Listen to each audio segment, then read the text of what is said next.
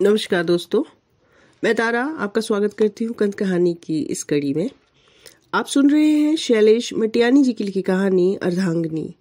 आज इसका तीसरा और अंतिम भाग आपके सामने लाई हूँ।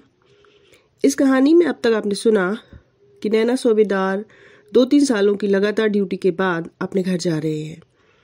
पूरे रास्ते अपनी पत्नी और परिवार की यादों में खोए रहने के बाद अब वो घर तक आ पहुंचे हैं। तो सुनिए आगे। सूबेदारनी के साथ का एक एक दिन बाइस्कोप के चित्रों की तरह आंखों के सामने हुआ जा रहा है। कौन सा समय सूबेदारनी के साथ बीता और कितना खेतों, कितना जंगल और नदी बावड़ी में। सूबेदार एकाएक अपनी फौजी अंग्रेजी ठोक दे रहे हैं। Every day and every night my dear सूबेदारनी, you was on my dream. और सूबेदारनी पॉलिएस्टर की नई साड़ी का छोर मुंह में दबा के बोल रही है, आग लगे तुम्हारी इस लाल पोकिया बानरों जैसी बोली को। अंग्रेजी का आ नहीं जानती है, लेकिन अंग्रेजी का रंग गुलाबी होता है, इतना उन्हें पता है। सूबेदार समझा देते हैं कि इतना तो माय डियर बिल्कुल करेक्ट पकड़ लिया आपने कि यह लाल पोकिया अंग्रेजी की लैंग्वेज है। हाट की कालिका मैया के दरबार में जाने का दिन सर पर आ रहा है और फिर सामने होगी विदा होने की घड़ी।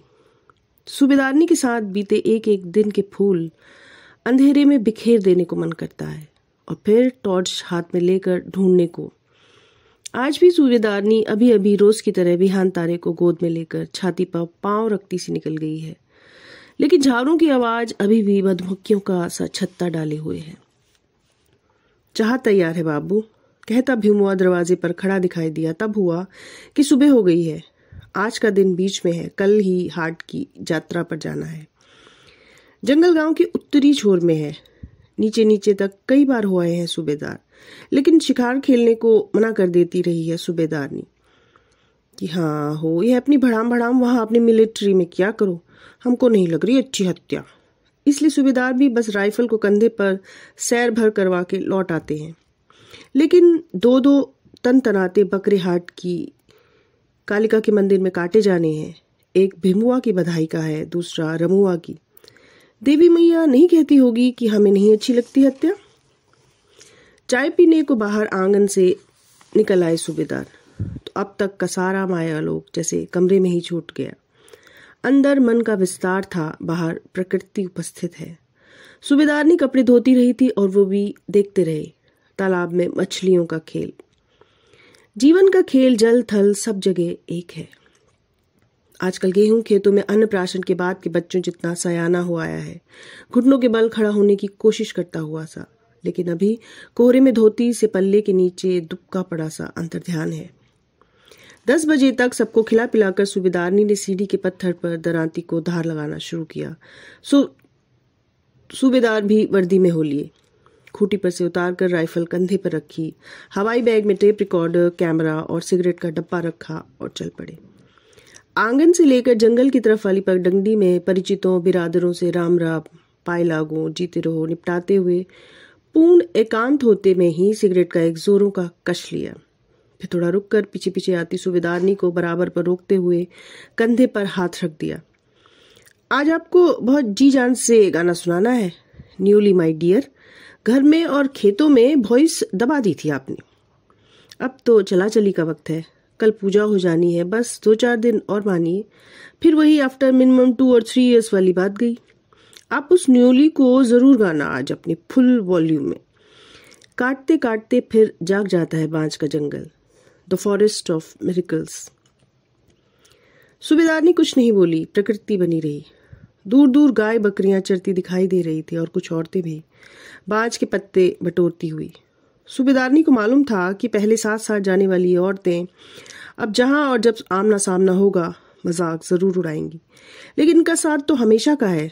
सूबेदार का कहां, ये तो फूल की तरह खिले और वो भी 2-3 बरसों में एक बार, एक आध महीना अपने संग संग हमें भी खिलाए रहे और फिर अचानक एक दिन आंख से ओझल हो गए। अब जंगल तो रेशा रेशा जाना हुआ है। एकांत ढूंढने में ज्यादा समय नहीं लगा। सूबेदार जिद करने लगे कि घास कटे न कटे, न्योली पहले निपटानी है। चौरस जगह ढूंढकर सूबेदार ने अपने नए रंगीन घाघरे को ठीक से फैलाती बैठ गई। हरी क्रेप के घाघरे में लाल रंग की गोट है, कमर में धोती का पीताम्बरी फेंटा है, पिठिया अक्षत माथे पर ऐसे हैं जैसे गर्भ से ही साथ हो। नाक में चंदुकों वाली 3 तोले की बाएं कान के पास तक का जगह घेरती नथ है। काने में सोने की बालियां हैं, गले में मोती माला, काला चिरह और गुलूबंद है। हाथों में पौंजी और पाँव में झांवर। पूरे जेवर पहने हैं आज नैना, सूबेदार के कहने पर। एक हाथ में दराती है, दूसरे में अभी तक बांज के पत्ते रखने का जाल था, अब उसमें रंग बिरंगे फूलों का घमेला है। क्या रूप है, क्या रंग है। सूबेदार एकाएक उठे अपनी जगह से, सूबेदारनी साहिबा के सर पर हाथ फेरते हुए ओके कहा और जंगली हिरन की तरह कुलांच मारते से कुछ फासले पर हो गए। कभी कहे माय डियर जरा सदाएं, कभी बाएं, कभी मुस्कुराओ, कभी खिलखिलाओ और कभी न्यूली गाने की, फिर कभी जंगल में किसी खोए हुए को ढूंढने की सी पोजीशन में हो जाओ। सूबेदारनी साहिबा को भी जाने क्या हुआ कि जैसा कहा तैसी होती गई। बीच में सिर्फ इतना ही बोली, देखो जैसे तुम्हारा मन चाहता है तैसा कर लो, मगर इस वक्त फोटो मिलिट्री में चाहे अपने दोस्तों दोस्ताने को दिखाते फिरना। यहाँ रमुआ के दादाजी और दूसरे लोगों की नजर में नहीं पड़ने चाहिए, बहुत मजाक उड़ाएंगे लोग, कहेंगे घर में जगह नहीं मिली। सूबेदारनी साहिबा का खिलखिलाना उड़ता हुआ जाने हिमालयों के शिखरों तक कहां कहां चला गया, सारा जंगल डूब गया। नैना सूबेदार के मुंह से इतना ही निकला, हमको तो आप ही देवी लगती हैं। टेप की गई न्योलियों को खुद सूबेदारनी ने सुना तो पहले मुग्ध हुई और फिर फूट फूट कर रो पड़ी। कल रात से अब तक का इकट्ठा किया हुआ सारा सुख जैसे अपने सारे चरित्र को अलग करता हुआ एक साथ प्रकट हो गया हो। लौटते लौटते शरद ऋतु का दिन और छोटा पड़ता गया। सूबेदारनी के पांव भारी हो गए हैं, एक गट्ठर सिर पर लदा है, 5 के पत्तों का, और एक भीतर इकट्ठा है। तब याद आया था अचानक फिर वही खीमा के साथ की ट्रक यात्रा में सफर समाप्त होने तक लगातार रहा मृत्यु भय। सुख अकेले कहाँ आता है। रात के सन्नाटे में नीचे घाटी की दिशा से सियारों का संदेश आता है और याद आता है सूबेदारनी का आंचल होठों में दबाकर यह बताना कि इसी वर्ष जुलाई में गांव के 3 घरों में तार आए। सुना उधर अमृतसर में कोई लड़ाई हो गई। एक साया फौजियों के घर मंडराता रहा महीने भर।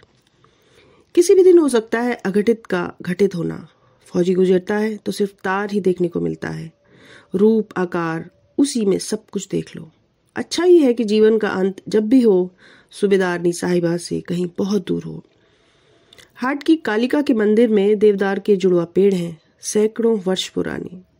जाना कल है, पेड़ आज ही क्यों याद आ गए। दोनों को देखो तो एक में से ही 2 किए हुए से दिखाई पड़ते हैं, लगभग बराबर ऊंचे, बादलों को छूने की ओर बढ़ते हुए से, बराबर घने। धूप छतरी पर ही अटक जाती है, नीचे कितनी गहरी छाया। इनमें से एक को काट दीजिए तो दूसरा सिर धुनता दिखाई पड़ेगा। माता तू ही रक्षा करना। सूबेदारनी देवी का चोला सिल चुकी है, चढ़ावे की बाकी चीजों के साथ। दोनों घंटे भी एक कोने में रख दिए गए थे। भीमू और रामू लाख मना करते भी कभी कभी बजा देते हैं। हर बार इन छुट्टियों तक का मेला है दोनों छोरों पर। इस बार मैया कालिका के दरबार में बधाइयां जानी है तो यही रंग सबसे ऊपर है। बच्चे अपने दादा की नकल में देवी जागरण लगाते हैं। भीमुआ ने कहा कोई अपनी बहन होती तो उसे ही देवी की तरह सजाते। कुछ ही दिनों को आए हैं तो भी भैंस धोने, नहलाने, उधर धार में के पेड़ों पर स्तूप की तरह चीनी की घास की पुलियों को उतरवाने तथा लकड़ी फाड़ने, नाना प्रकार के छोटे मोटे घरेलू काम हैं। यहाँ आकर समझ में आता है कि एक सूबेदारनी के सर पर कितने काम हैं। भाई कोई है नहीं, बहनें थी, एक आसाम में है अपने परिवार के साथ, दूसरी 4 दिनों को आई, हवा के साथ साथ लौट गई। सबके अपने अपने कारोबार हैं। कहो कि बुढ़े जी अभी भी छोटे मोटे कई काम निपटा लेते हैं। इस बार यही तो समझा रहे थे कि आधी पेंशन पर ही चले आओ। सूबेदारनी भी यही चाहती है, मगर अभी और 4-5 साल खींच लेना ही ठीक है। फौज के रहे को फिर यहाँ कौन सी नौकरी दुकानदारी करनी, पूरी पेंशन लेकर घर बैठना है, यहीं खेतीबाड़ी संभालनी है और बच्चों को आगे बढ़ाना है। कभी अड़ोस पड़ोस घूमने में लगा देती है, कभी नमकीन और प्याज सामने लगा देती है। 2-4 दिन घरेलू व्यंजनों की हौस है, कभी भट मदिरा का जोजा और लहसुन, हरी धनिया का नमक है, कभी चौमास में रखी ककड़ी का रायता है, गंढेरी का भंग पड़ा रसदार साग और पूरियां, कभी मुट्ठी भर लहसुन पड़ी और घी में जम्बू से झोंकी मसूर की दाल है, हरी पालक लाही का टपकिया और ताजे ताजे उखल कुटे घर के चावलों का भात। कभी घर में ही बकरा कट गया, घर में ना हुआ, कभी कभी पास पड़ोस से आ गया शिकार, कभी शहर से खाने पीने फसक फराल, हर चीज की बहार। यही सब धूप छांव ठहरी आदमी के जीवन में, बाकी क्या रखा ठहरा। बाद के दिन तो भारी होते गए। हाट के देवी मंदिर से लाया गया लाल वस्त्र आंगन किनारे के खुबानी के पेड़ की टहनी में बंधा हुआ है, लेकिन नैना सूबेदार देखते हैं तो रेलगाड़ी के गार्ड के हाथ में थमी हरी झंडी मालूम देता है। हवा में हिलता है तो चलो चल पड़ो कहता सुनाई पड़ता है। और इस वक्त हाल यह है कि सारा सामान बंधा पड़ा है, लेकिन कुली अभी तक कहीं नहीं दिखाई पड़ा। कल शहर स्कूल जाने वाले बच्चों से कहला भेजा था कि किसी भट्ट कुली को भेज देना, मगर कहीं कोई नामो निशान नहीं है।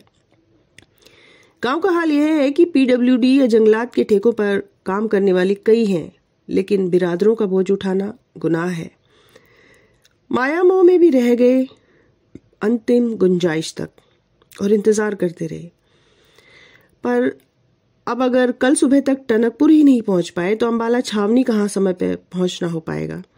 कई बार जी में आता है कि खुद ही ला दे और ले चले। वापसी का सामान है, बहुत भारी नहीं, मगर जो दिखेगा सो ही हंसेगा। सारे सूबेदार साहिबी मिट्टी में मिल जाएगी। सूबेदार बार बार सिगरेट सुलगा रहे थे और बार बार घड़ी पर आंखें जाती थी। बाबू बूढ़े और कमजोर हैं, बच्चे कच्चे हैं। 1.5-2 घंटे से कम का रास्ता नहीं बस अड्डे तक का, और दोपहर बाद तो आखिरी बस क्या ट्रक मिलना भी कठिन हो जाएगा। नैना सूबेदार अभी हताश और बेचैनी में ही डूबे थे कि देखा सूबेदारनी बाबू से कुछ कहती नजदीक पहुंची है, और जब तक वो कुछ ठीक से समझे सूटकेस उठाकर सिर पर रख लिया और कह रही है, बिस्तरबंद इसके ऊपर रख दो। सूबेदारनी के कहने में कुछ ऐसी दृढ़ता थी और परिस्थिति का दबाव कि सूबेदार की पांव से सिर तक एक झुरझुरी तो जरूर हुई, मगर इस तर्क का कोई जवाब नहीं सूझा कि मुंह ताकते तो दिन निकल जाएगा। थोड़ी दूर तक तो चले चलते हैं, रास्ते में कुली भी मिल जाएगा। नई बात वैसे इसमें कुछ नहीं। छुट्टी पर आते में कुली साथ आता है, वापसी में घर के लोग पहुंचा देते हैं। सिपाही लांस नायक तक तो अपना सामान खुद नहीं उठाते।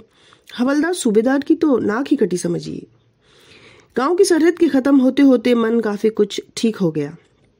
बाबू और बच्चों के चेहरे धुंधले पड़ते गए। गाय भैंस बकरियां तक की याद कुछ दूर तक साथ चलती आती है। सरहद तक तो खेत साथ साथ चलते मालूम पड़ते हैं। दरवाजे के ऊपर चिपकाया गया दशहरे का छापा भी। दशहरे के दिन रक्षाबंधन की सहेज रखी राखी बांधते और हरेला सिर पर रखते हुए क्या कहा था, ठीक माँ की तरह जीते रहना, जागते रहना, यूं ही बार बार भेंटते रहना। सियार की जैसी बुद्धि हो, सिंह का सबल, चातकों को ऐसा हट हो, योगियों का सा ज्ञान। रक्षा का मन तो खुद सूबेदार को भी याद ठहरा। यन बद्धो बली राजा दानवेंद्रो महाबल, ये तागे ऐसे ही हुए, दानवेंद्रों से भी नहीं तोड़े जा सके। हम नरवानर किस गिनती में। माँ जब तक हुई तब ठीक यहीं इस गधेरे यानी झरने तक आती रही छोड़ने। यहीं रोककर साफ गंगा जल अंजुली में भर लाती थी और सूबेदार के माथे पर छिड़कती, बाहों में बांध लेती थी। धागों का पूरा जाल हुआ। एक के बाद दूसरा सिगरेट जलाते हुए यही गाने का मन हो रहा है कि चल उड़ जा रे पंछी। हवलदार साहब ट्रांजिस्टर लटकाए, रूल हिलाते, घड़ी बार बार देखते और सिगरेट पीते आगे आगे चल रहे हैं, और पीछे पीछे घरवाली सामान सिर पर लादे हुए। एकाएक बोले, सूबेदारनी अब जरा रुकिए, ये बैग और टिफिन आप पकड़ लीजिए, अब थोड़ी दूर तक अटैची हुलडाल मैं ले चलता हूँ। सूबेदारनी होले से मुस्कुराई और फिर तेजी से आगे बढ़ गई। मेरा तो ये रोज का काम हुआ रमुआ के बाबू, बेकार के संकोच में पड़ रहे हो। खेतों में परसा नहीं ढोती कि घास अनाज के गट्ठर नहीं। उस दिन भी तुम्हारे पीछे पीछे पालियों का जाल लिए चल रही थी। वो घर का रोज का काम हुआ, मगर ये तो इस प्रकार की कुलीगिरी हुई। आज बात करने में तुम माय डियर नहीं कह रहे हो, इतना उदास पड़ जाना भी क्या ठहरा। अब सूबेदार कैसे बताए कि अग्निपथ बीत गया, राख रह गई। यहां से यहां तक बुझा बुझापन सा फैला पड़ा है। इज्जत तो भीतर की भावना हुई। मैं तुम हिटमुड़ाती रही जिंदगी भर, तुमसे आपसे नीचे नहीं उतरा गया। दुर्गा सासू कह रही थी, घरवाली को इज्जत देना कोई इसके सूबेदार से सीखे। तुम जब वहां दिन रात हम लोगों की चिंता में घुलते रहने वाले हुए तब कुछ नहीं, एक दिन को तुम्हारा बोझ हमारे सर पर आ गया तो क्या पर्वत आ गया ठहरा? सिर के ताज तो आखिर तुम ही हुए। सूबेदार को लगा कि सूबेदारी का बोलना फिर कानों तक आते चला गया और सूबेदार को लगा जैसे कलम से शरीर पर लिखे दे रही है कि अगली छुट्टियों में क्या क्या लेते आना है। फिर याद उभरती गई कि गांव पहुंचने के दिन एक एक चीज को कैसे हजार आंखों से देखती सी मुग्ध होती जाती थी सूबेदारनी। सिंथौल की बट्टी को जब उन्होंने सूंघा तब उससे सुगंध फूटनी शुरू हुई थी। कोई लोभ नहीं है, पर लाए हुए को सार्थक कर देना है। इस वक्त यह मत भूलना, वह जरूर लेते आना, कि सारी रट सिर्फ सूबेदार की उत्साह और गरिमा बढ़ा देने के लिए है। दूर खड़ा भराड़ी का जंगल, याद रखना भूलना मत, पुकारता सा आगे को आ रहा है। प्रकृति की ही तरह सूबेदारनी भी तो ज्यों ज्यों ओझल हो रही है त्यों त्यों और सामने आ रही है। हर बार यही होता आया है। बस में बैठते ही यादें पक्षियों के झुंडों का तरह अंदर बैठ जाती हैं। कौन सा दिन, कौन सा पल कैसा बीता सूबेदारनी के साथ, जंगल में हवा की तरह बजने लगता है। मन के अंदर यहाँ से कैंप तक पहुंचने तक नदी की यात्रा है। मुख्य सड़क तक पहुंचने से पहले ही कुछ कुली कंधे पर रस्से डाले शहर की तरफ जाते दिख गए तो सूबेदार ने जोरों से पुकार लिया। वो ठिठके तो आने का संकेत दिया। तब तक सूबेदारनी ने सिर पर से सामान उतार कर दीवार पर रख दिया। एक एक रुपए के नोटों की एक नई गड्डी जर्सी से निकालकर सूबेदारनी के हाथों में थमाई। नैना सूबेदार ने कहा कुछ नहीं, हाथों को कुछ पल यूं ही थामे रहे। सूबेदारनी ही हंस पड़ी। इतनी ज्यादा रकम दे रहे हो मजदूरी में, अगली बार भी हम ही लाएंगे साहब आपका सामान। सूबेदारनी हंस पड़ रही थी। हाथों को अलग करना कठिन हो गया। बेल लिपटी जान पड़ती है। भीतर कोई फूट सा पड़ा। छोड़ो यार सूबेदार, सारा बोरा बिस्तर भूल जाओ यहीं सड़क पर। यूं ही हाथ फंसाए सूबेदारनी को ले उड़ो। कुली ने सामान ला दिया तो सूबेदारनी ने पांव को स्पर्श किया और सिर तक समा गई उनकी उंगलियों की छुअन।